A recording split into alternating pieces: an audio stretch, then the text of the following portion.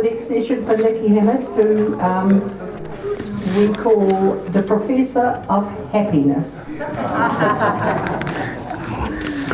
And this talk is going to be on the 4 pillars of enlightenment, living from the heart. Thank you for coming. I'll leave it to you. Okay, thank you. Right, I'll tell you a story. Okay.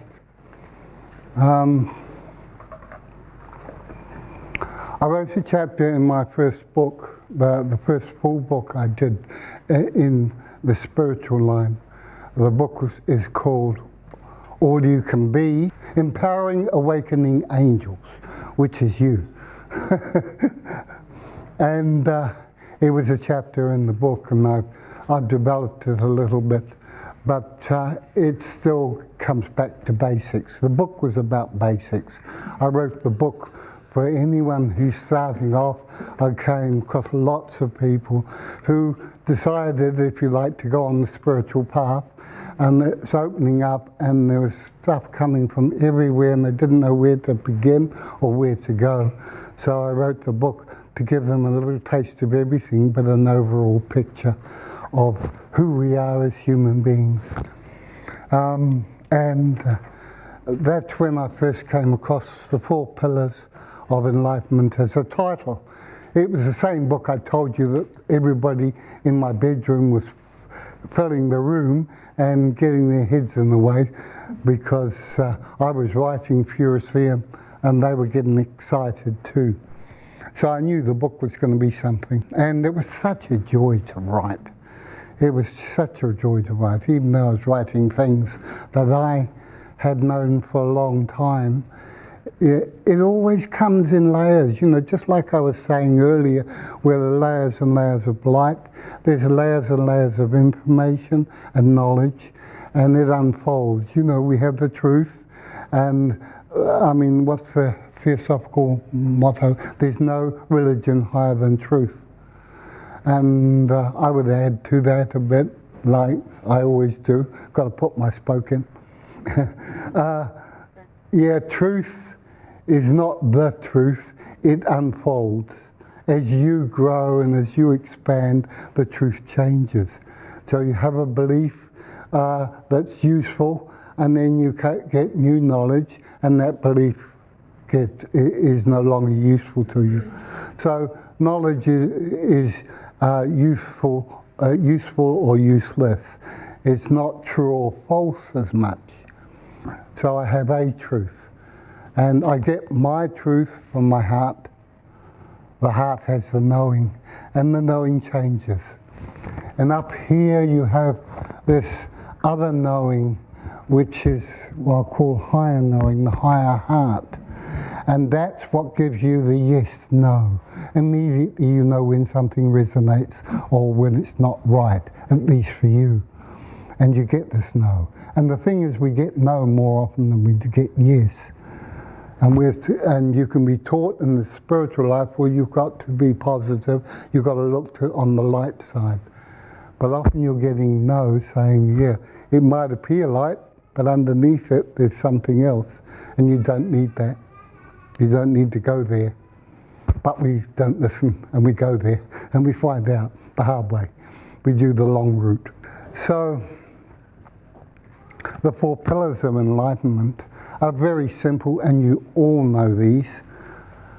But hands up those who either recently or in the past have had a period of time where you have kept seeing 11:11 on digital clocks. How many? You know, the 11:11 seem to appear. Other people seeing the 333 and the 444 and the 555. Have you know that you get a period where you're seeing them regularly. You just happen to be looking at the clock and they appear. Well, the 11:11, they're all signals. They're angelic signals, if you like. They're reminders. They're telling you you're on track. Keep going where you're going. They're on track. And the 11:11 is highly significant. And there are a number of ways people place the meaning on it, but I'm going to place the 4 pillars of enlightenment as the 1111. 11 is like a portal. 11 is a gateway, the 2 pillars, the 2 sides to everything. The male and the masculine and the female, the yin and the yang, the dark, the light, the 2 pillars. And they stand side by side. And having the 2 is like having the 2 pillars, one of the, if you like, the heaven, one of the earth, and walking in between. And ascension is walking in between. So the 1111 signifies you're on track to ascension, your ascension. Or the way I like to call it, that your descension. You're coming in. Heaven and earth are coming together. It's here, folks, it's here. It's ready, it's just ready for our taking, but we must choose. All right, so the 4 pillars of enlightenment had to do with that. And the 1111. And for me, it's always been simple. So it's the simple principles which go right back. I was taught in the mystic schools, and it comes back to simple principles. And the first is, and you'll all know this one, is your breath. It's about, the first pillar is being present. Be here now, as Ramadas said. Be here now. So you're here now, with your company of heaven, listening to me. But you're not really listening to me, you're listening to we of me.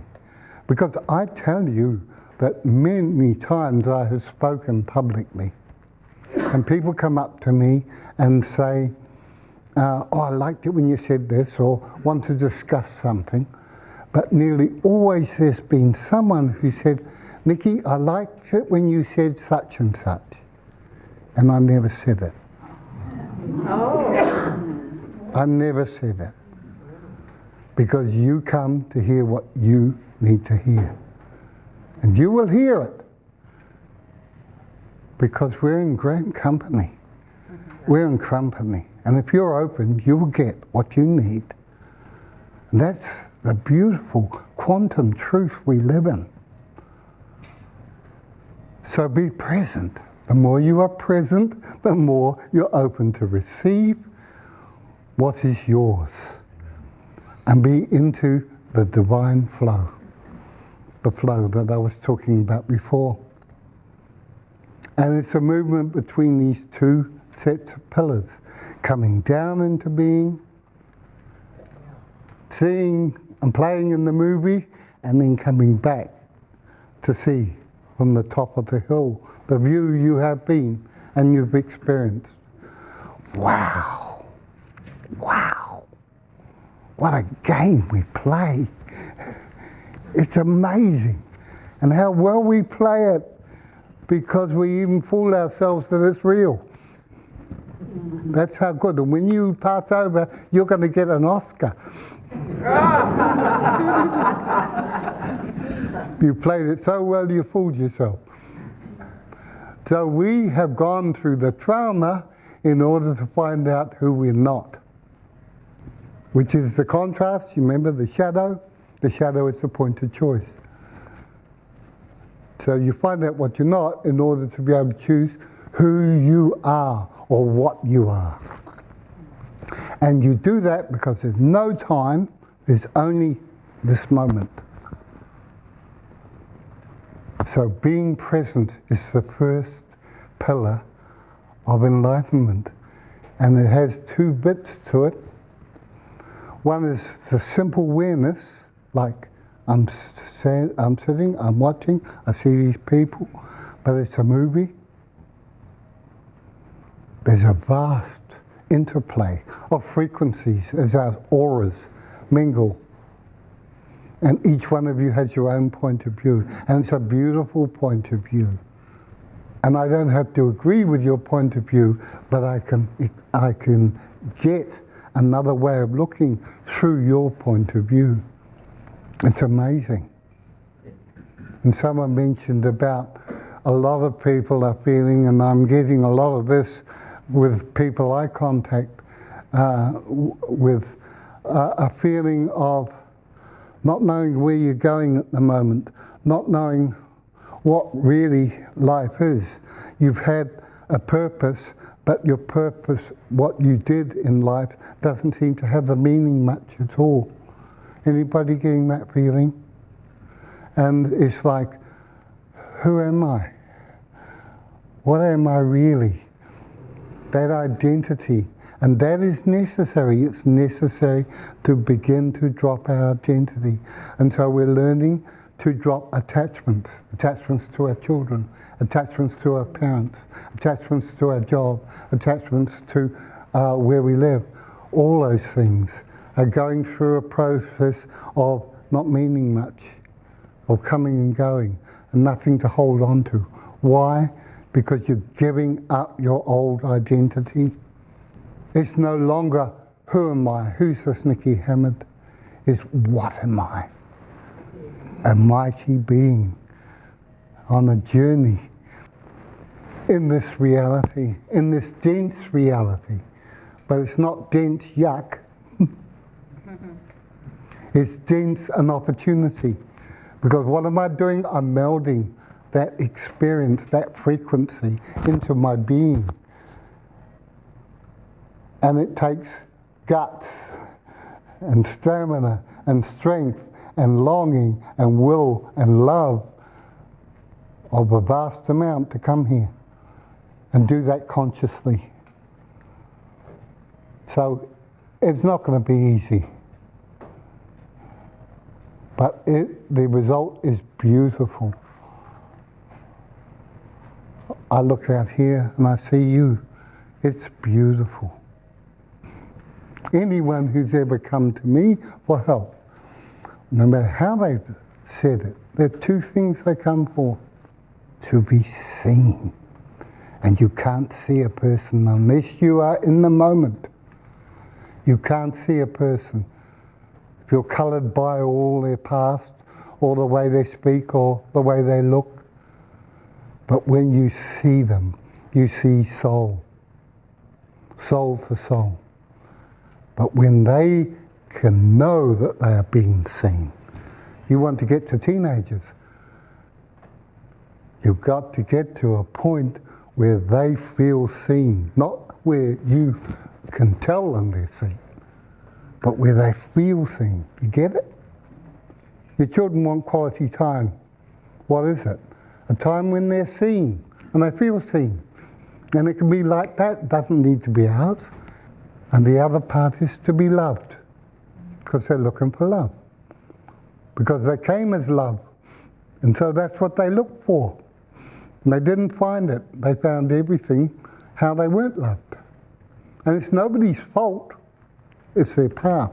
But their journey is to find that love. And we come to a point where, even if you've got a good partner and everything, people talk about twin souls, but they're looking for something to fill their life, something missing. And we know that the only love that will fulfill you is your own love of who you are and what you are.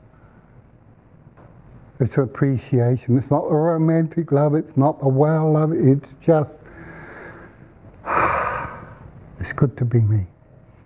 It's good to sit down by the fireplace and have crumpets, hot buttered crumpets, highly decadent, and a good cup of hot coffee, and to tell stories with a friend.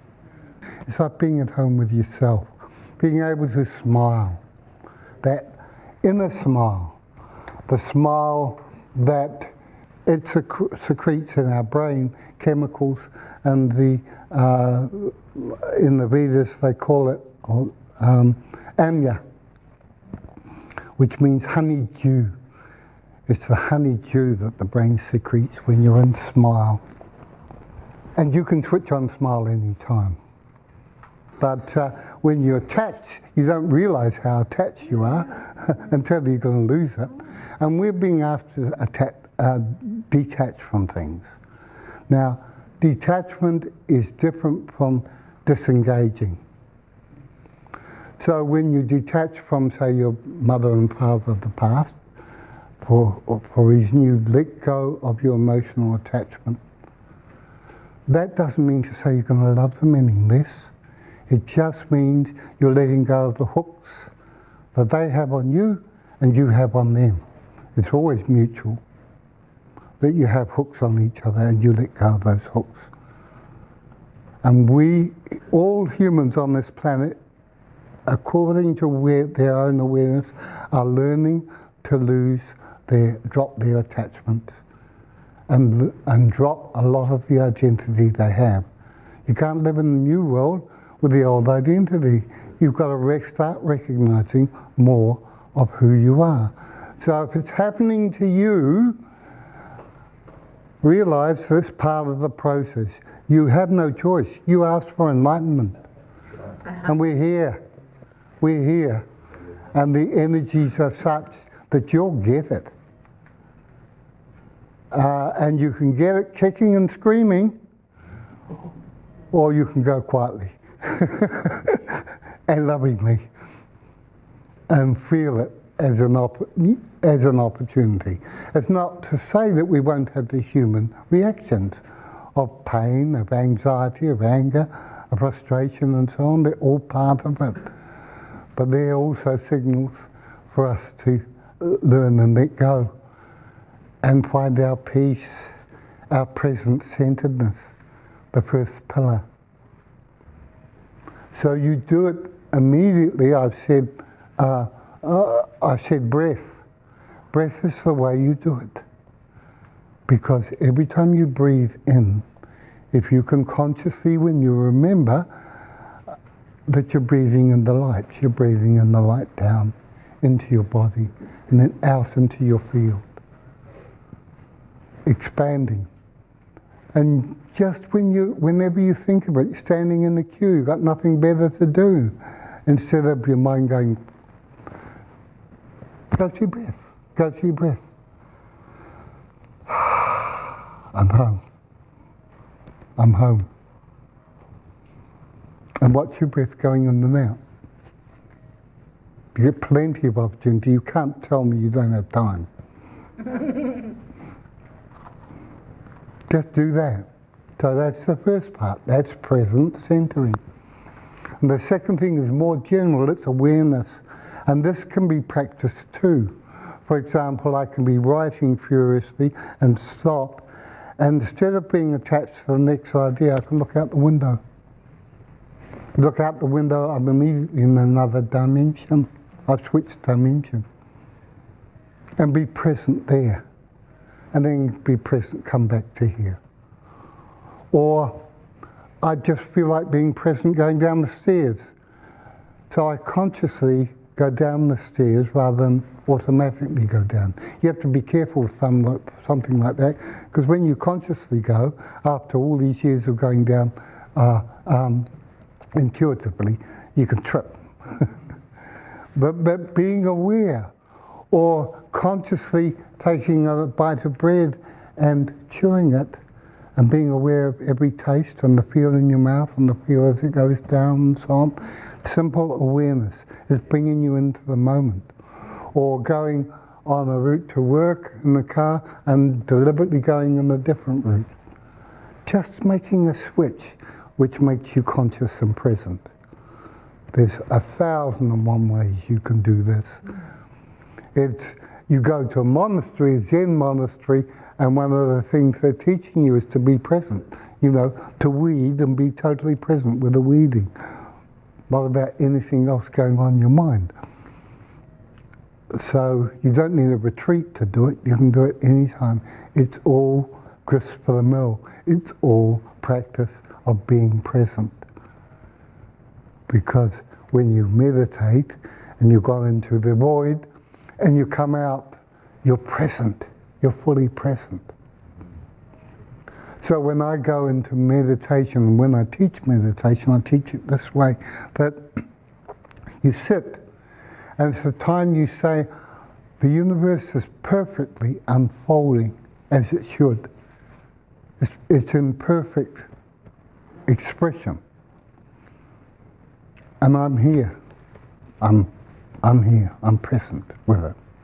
And when I first started meditating, yeah, the universe was perfectly unfolding as it was. Every time I sat down, I guarantee somebody would start up a motor mower.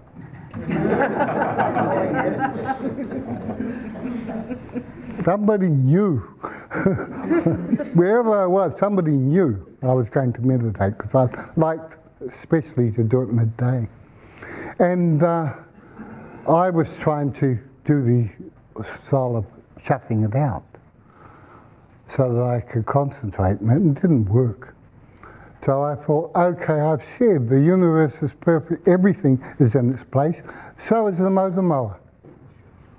So allow it to be, and so I listened to the motor mower and allowed it to be, and suddenly it began to fade. So I can sit with the kids when the kids were young, and they'd be all around me. And I'd be able to sit there, regardless, even if they're getting in an argument, sit there, because it's the universe unfolding as it should.